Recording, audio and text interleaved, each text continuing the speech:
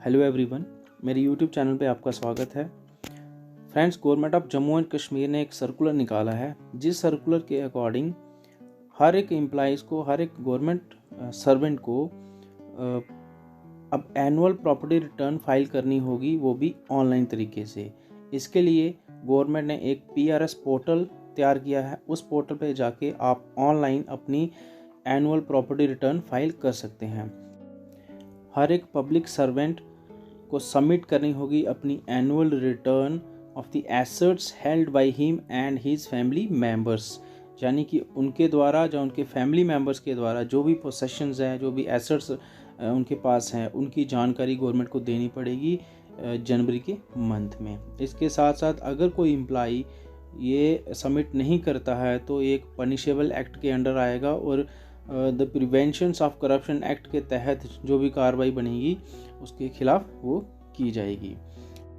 इसके पहले ही जो प्रोसेस होती थी काफ़ी लंबी होती थी और इसमें और भी बड़ी सारी परेशानी आती थी, बट इस बार गवर्नमेंट ने क्या किया है, इसको बड़े ही इजी और एक्सेसिबल इसको बना दिया है और यूज़र फ्रेंडली इसको बना दिया है, ताकि हर एम्प्लॉई जो है ऑनलाइन अपनी रिटर्न खुद आसानी से भर सके। इसके साथ साथ गवर्नमेंट ने एक पोर्टल तैयार किया है prs.jk.gov.in। इस पोर्टल पे जाके आप अपनी रिटर्न ऑनलाइन फिल कर सकते हैं। इसके लिए टाइम जो रखा है वो है 1 जनवरी से लेकर 31 जनवरी तक, यानी हर साल 1 जनवरी से ये पोर्टल स्टार्ट हो जाएगा। आप वहाँ पे अपनी रिटर्न फाइल कर सकते हैं और ऑटोमेटिकली 31 जनवरी को ये क्लोज़ हो जाएगा। इसके साथ साथ ये पोर्टल एक फैसिलिटी और देगा, जो भी अपनी रिटर्न फाइल करेंगे उनके फेवर में विजिलेंस क्लियरेंस जो है वो की जाएगी, और जो अपनी रिटर्न फाइल नहीं कर पाएंगे उस केस में जो है ये डिनाइल किया जाएगी। अकॉर्डिंगली जितने भी एम्प्लॉइज़ हैं उनको जो इंस्ट्रक्टर किया गया है कि वो रजिस्टर करें अपने आप को PRS पोर्टल पे और अपनी जो एनुअल प्रॉपर्टी रिटर्न है उसको टाइमली फिल कर लें फॉर द ईयर 2021 के लिए। अब 1 जनवरी 2022 से लेकर 31 जनवरी 2022 तक ये पोर्टल ओपन है। आप इस पोर्टल पर जाके अपनी रिटर्न फाइल कर सकते हैं। तो अब हम देख लेते हैं कि एज एम्प्लॉई आप अपने आप को कैसे रजिस्टर करेंगे उस पोर्टल पे और कैसे जो है प्रॉपर्टी का फॉर्म जो है उसको फिल करेंगे। इससे पहले आपसे एक रिक्वेस्ट है, अगर आप चैनल पे नए हैं तो चैनल को सब्सक्राइब कर लें ताकि और अच्छी वीडियो आप तक सबसे पहले पहुंचे। तो चलिए फ्रेंड्स, वीडियो स्टार्ट करते हैं। सबसे पहले आपने अपना कोई भी एक ब्राउज़र ओपन कर लेना है और उसमें टाइप करना है prs.jk.gov.in। इसके ऊपर जैसे ही आप क्लिक करेंगे तो आप सीधे इनकी ऑफिशियल वेबसाइट पे चले जाएंगे, जहाँ पे हमें प्रॉपर्टी रिटर्न का जो है पेज मिल जाएगा।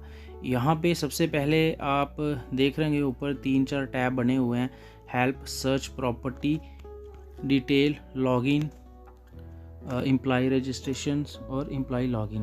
तो हमें सबसे पहले एम्प्लॉय रजिस्ट्रेशन का जो टैब है इसके ऊपर क्लिक करना है। जैसे ही हम इसके ऊपर क्लिक करेंगे तो एक नया पेज जो है वो ओपन होके आएगा। उसमें सबसे पहले CPIS नंबर आपको दिख रहा होगा, यहाँ पे हमें CPIS डिटेल लिखनी है। CPIS नंबर हमें अपना डायल करना है। हर एक एम्प्लॉय का CPIS नंबर होगा, वो यहाँ पे लिखना है। और उसके साथ साथ यहाँ पे आपको कोड दिख रहा है 9B0A6, इसको यहाँ पे टाइप करना है।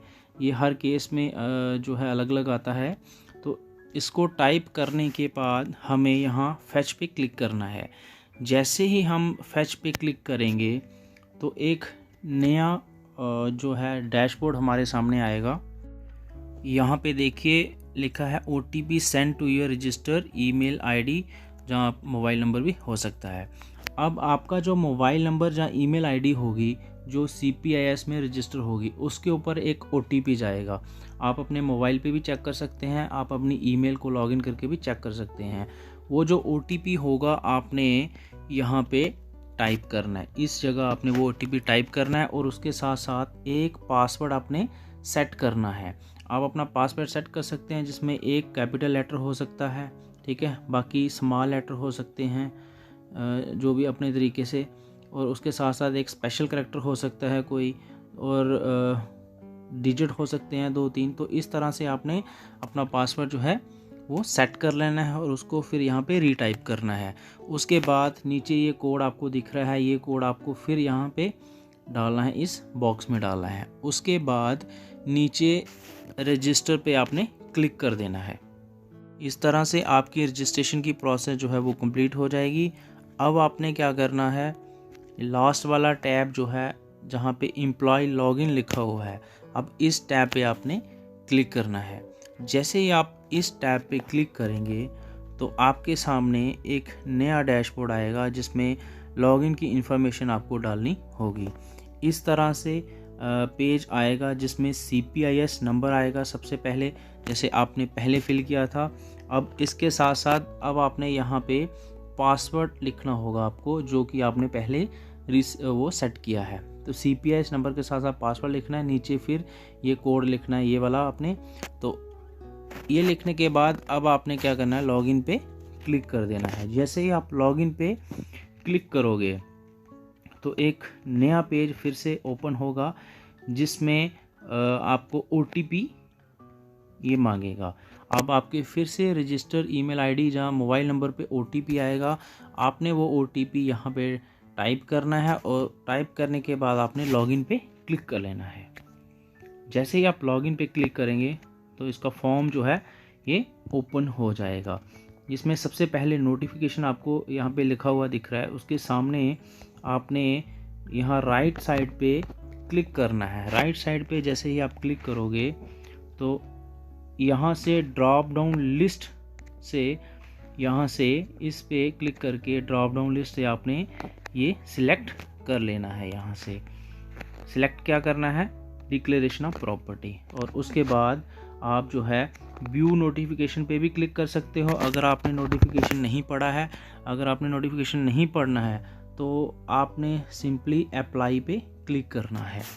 जैसे ही आप अप्लाई पे क्लिक करोगे तो आप देखेंगे कि एक पेज खुल के आएगा जिसमें कुछ बेसिक इन्फॉर्मेशन आपकी मांगी जाएगी। सबसे पहले यहाँ पे डिपार्टमेंट लिखा हुआ है, तो आपने यहाँ से सिलेक्ट कर लेना है कौन सा डिपार्टमेंट है आपका। नेम आपका ऑटो फिल आएगा, सर नेम डेजिग्नेशन जो भी है ये ऑटो फिल आएगा क्योंकि ये CPS से डाटा इंपोर्ट करता है। तो इसके साथ साथ ऑफिशियल आप एड्रेस अपना लिख सकते हैं यहाँ पे। और उसके बाद यहाँ पे इज़ डेप्यूटर लिखा हुआ है, अगर आप किसी जगह डेप्यूट हो तो आपने ये चेक बॉक्स पे क्लिक करना है। पे स्केल आपने यहाँ पे लिखना है अपना, आप अपनी ग्रॉस सैलरी यहाँ पे लिखेंगे, अपॉइंटमेंट डेट लिखेंगे, और फैमिली स्ट्रेंथ कितनी है, फैमिली में कितने मेंबर्स हैं वो यहाँ पे आपने लिखने होंगे आपको।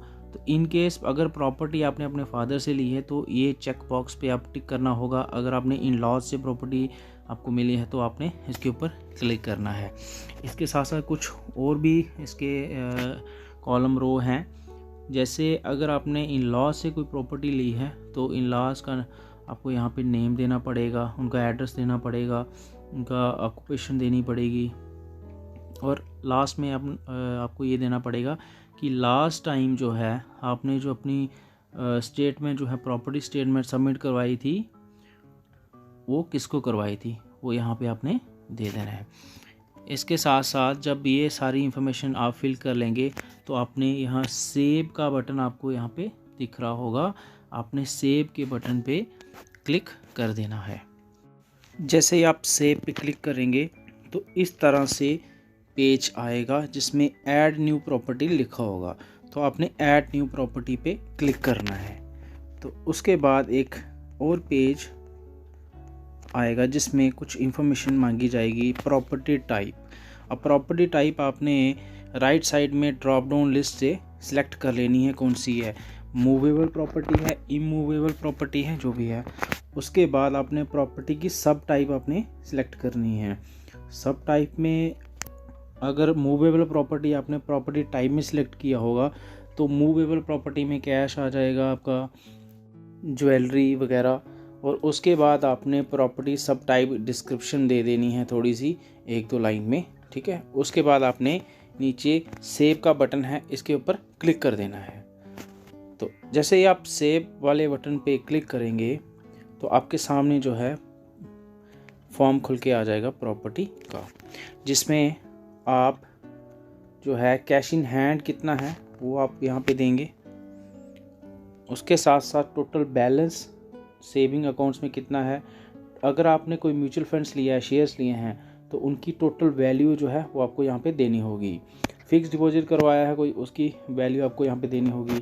टोटल वैल्यू आपने अगर और कोई इन्वेस्टमेंट की है किसी चीज़ में तो उसकी वैल्यू देनी होगी। टोटल वैल्यू ज्वेलरी की, ऑर्नामेंट्स की, प्रीशियस स्टोन्स, उसकी वैल्यू देनी है। कोई हाउस होल्ड आइटम होगी, इलेक्ट्रॉनिक आइटम होगी, उसकी वैल्यू देनी है। तो इस तरह से आपने ये सारे बॉक्स जो हैं फिल कर लेने और लास्ट में रिमार्क्स दे देना है और उसके बाद आपने सेव वाले बटन पे क्लिक कर देना है। तो जैसे ही आप सेव वाले बटन पे क्लिक करेंगे तो इस तरह से डैशबोर्ड आएगा, जिसमें आपकी इंफॉर्मेशन जो होगी वो नीचे जो कॉलम है उसमें दिखाई जाएगी। तो इसके साथ साथ जैसे आपने अगर एक आइटम आपने फिल कर लिया है, मूवेबल प्रॉपर्टी अगर आपने फिल कर लिया, अगर आपके पास इमूवेबल प्रॉपर्टी है जैसे लैंड है, आपने वो भरनी है, तो आपको फिर से ऐड न्यू का जो बटन है जहाँ पे इसके ऊपर फिर से क्लिक करना पड़ेगा, फिर आपको वो डिटेल फिल करनी पड़ेगी। तो इस तरह से जितनी भी आपके पास प्रॉपर्टी होगी, जो भी आइटम आपके पास होगी, आपने ऐड न्यू पे करके वो सारी फिल करनी है। और उसके बाद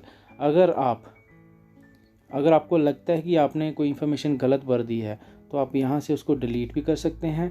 अगर आप उसमें कोई चेंजेस करना चाहते हैं तो आप एडिट वाले बटन पे क्लिक करके उसमें कोई चेंजेस कर सकते हैं। और नीचे यहाँ पे एक ऑप्शन आएगा अपडेट का, जैसे आप एडिट पे क्लिक करेंगे चेंजेस कर लेंगे, उसके बाद अपडेट का ऑप्शन आएगा, तो आपने अपडेट पे क्लिक करके बाद में उसको सबमिट कर देना है। तो आज की वीडियो में इतना ही। नेक्स्ट वीडियो के लिए चैनल को सब्सक्राइब कर दें ताकि और अच्छी वीडियो आप तक सबसे पहले पहुँचे। तब तक के लिए goodbye, take care and have a nice day.